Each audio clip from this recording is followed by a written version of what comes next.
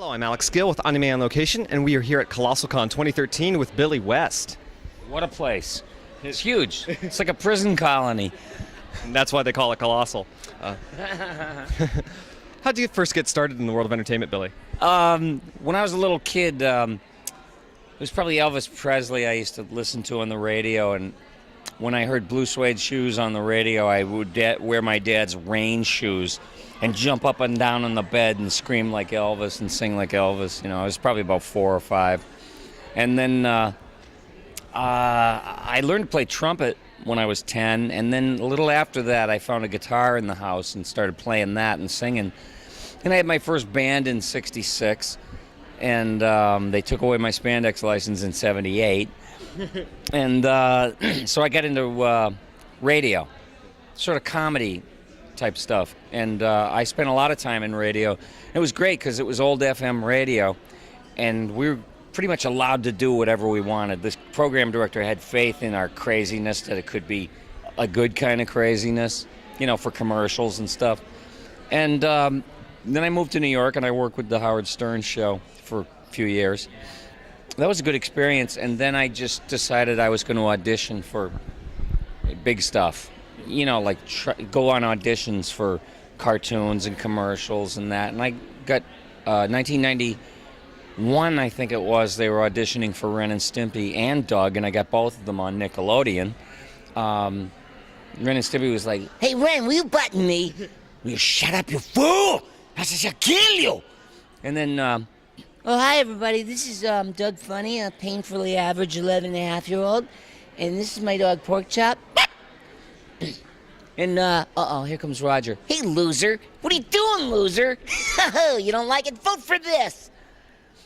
and you know, like that kind of craziness, and it blossomed from there. And I was doing all kinds of commercials and cartoon shows.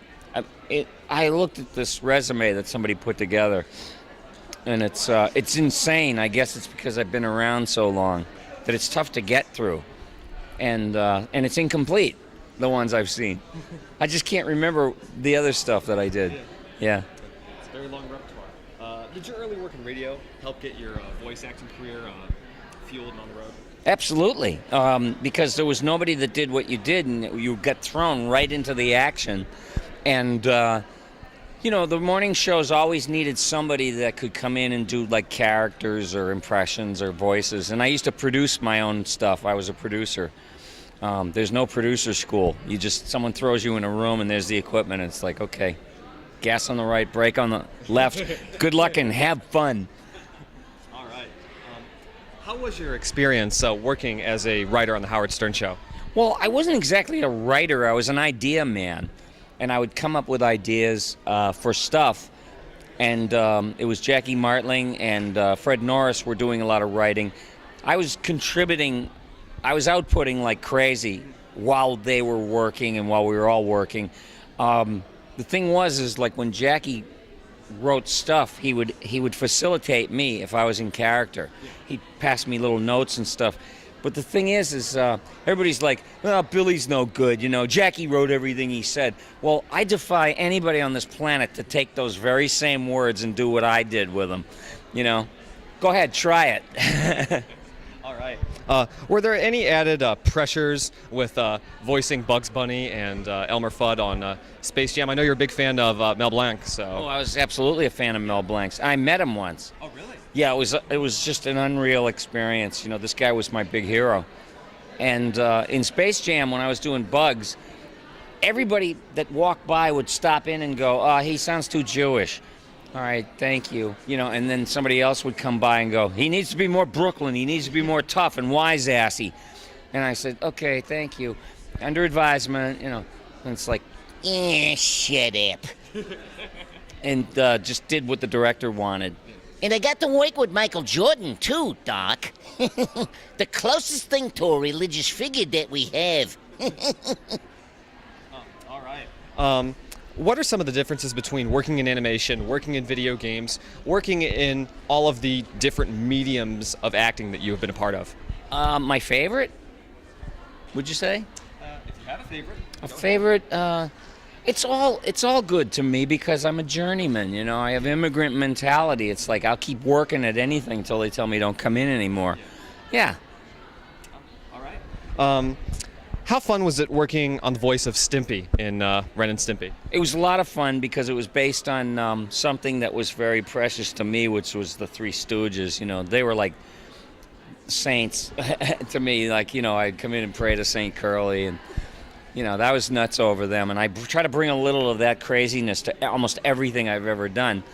And Stimpy was so much fun to do because he was just a big brain-dead cat, and he was childlike, and I had a lot of fun. I did both characters after the second season.